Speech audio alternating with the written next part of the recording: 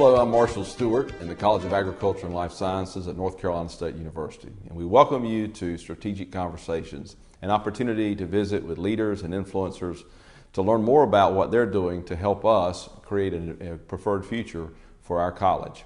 Today, we're pleased to have with us someone that's no stranger to us here. Now that he's been here 2 years, he served as Dean of the College of Agriculture and Life Sciences. We're pleased to have with us Dean Rich Linton.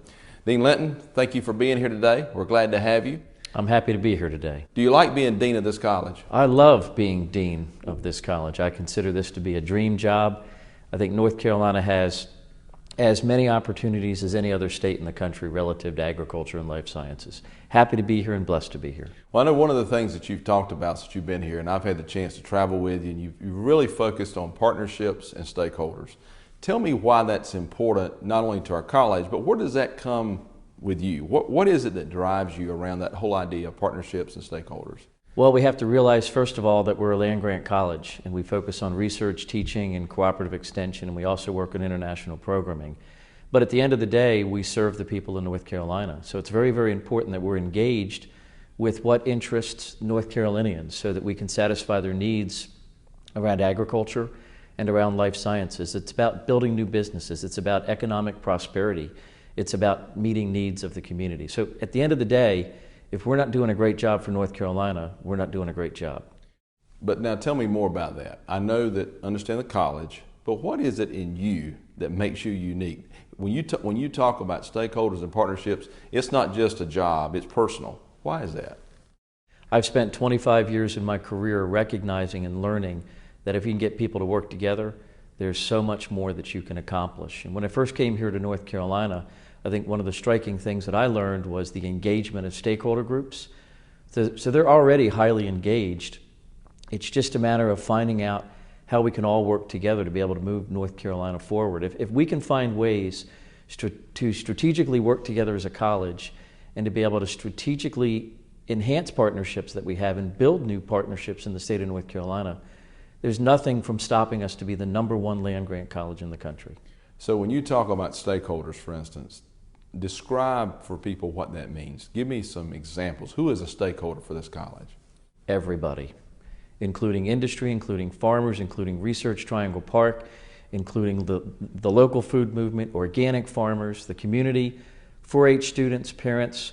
When you look at stakeholders for North Carolina State University and you look for stakeholders in our college, they're the same. We impact almost every kind of citizen in the state of North Carolina.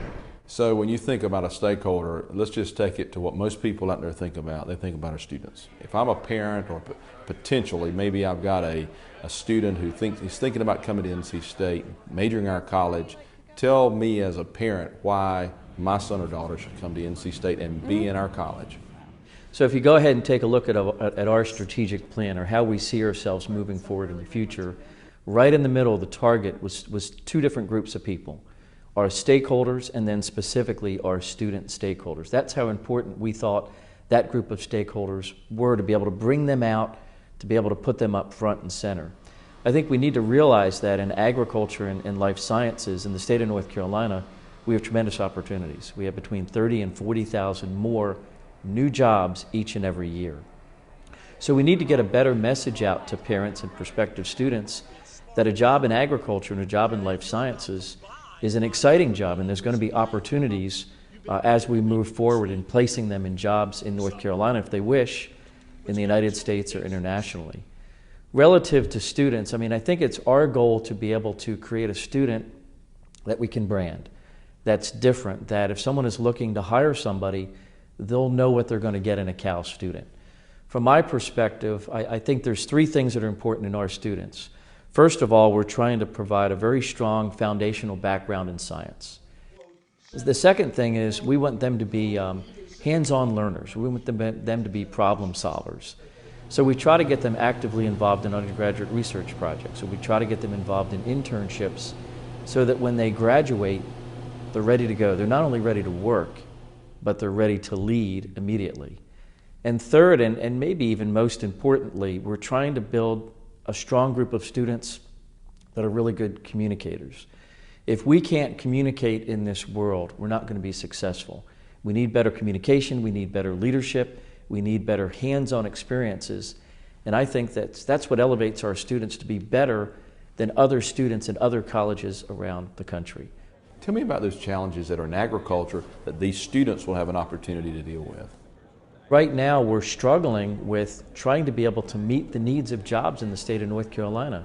With 30,000 to 40,000 new jobs each and every year, we've got to be able to build that student pipeline. And quite often, we're challenged with students that have a great interest in agriculture and life sciences with not having those SAT or ACT scores or not having the GPA scores that are needed. So the college has been working very, very hard on our number one stakeholder initiative, which is student access to a four-year degree. And we're doing this in a couple of different ways. One way in which we're doing it is we're providing educational programs called the Aspire program to students in high school. And the Aspire program works through 32 different counties through our cooperative extension network, and it provides hands-on education and training for high school students to be able to increase their scores for SATs and ACTs. I think the average increase in SAT scores is about 130 to 150 points. Then we're also trying to create innovative ways to be able to get that four-year degree. We have articulation agreements that we're doing with community colleges. We have a new and very exciting program called the STEAM program. And in the STEAM program, students come on campus the summer semester before the fall semester of their freshman year, and they take a few courses then.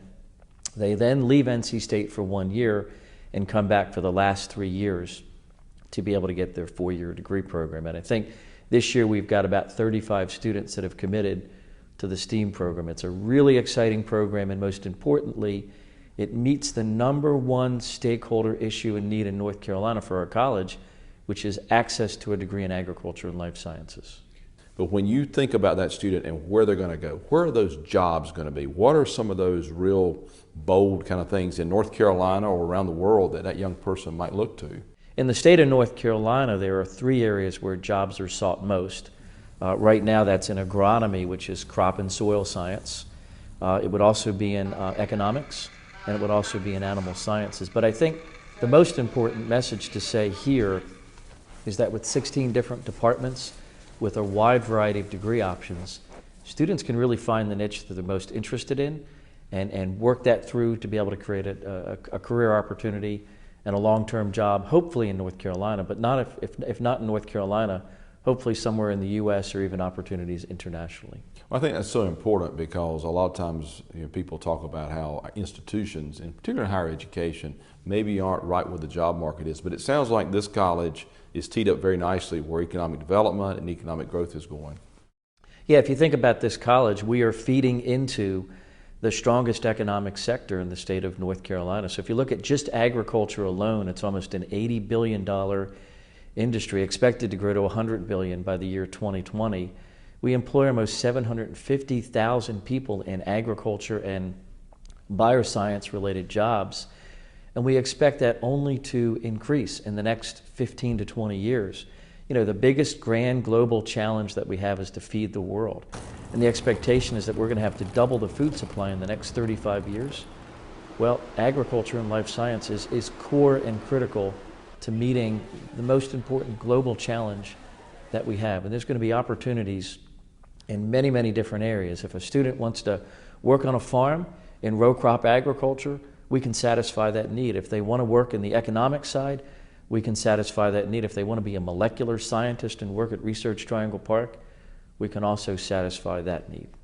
Well, Dean, it sounds like the college is well positioned for the future. As you think about where you have come from, I know you spent a lot of years at Purdue. I did. And you went to Ohio State. I did. And they all got you ready to come here to NC State. They did. And we're glad that you've ended here in terms of being here with us. As you think about that, though, where do you want to see the College of Agriculture and Life Sciences, say, over the next 4 or 5 years? What do you think our potential is? What can we be? What is that envisioned future that you think about every day? Yeah, I think I want us to be the very best that we can be. And we're working hard every day to be able to find out how can we improve on the research side, on the extension side, on the academic program side, and the teaching side. We should really be a top 3 to 5 land-grant university in the United States and probably a top 10 land-grant college or agriculture college in the world. We have so many opportunities here in North Carolina. We've got great diversity in agriculture. We've got an economic situation with agriculture and life sciences that's growing rapidly. We also have really strong leadership here in North Carolina across the system and across the many different commodity groups and stakeholder groups that all want us to be as good as we can be. You know, you had said that I was at Purdue for many years and I was at Ohio State for a few years. It took me almost 25 years to get it right, but finally I'm in the right place, in the right job, and really enjoying it. Well, we're glad you're here. I know that I not only speak for me, but many people that not only work in this college, but work across North Carolina. We're glad to have you as a leader of the pack when it comes to our college. No offense to our chancellor, but when it comes to the College of Agriculture and Life Sciences, you are our leader of the pack, and we're proud to have you here. And again, thank you for being with us today. I'll say to you that we're going to do more of these conversations in the future. We're going to have stakeholders, as the dean has described, from across North Carolina, internal and external, students, parents, donors, individuals who are interested in our college. So we hope that you'll join us as we continue to have strategic conversations as we envision the future of the College of Agriculture and Life Sciences at NC State University.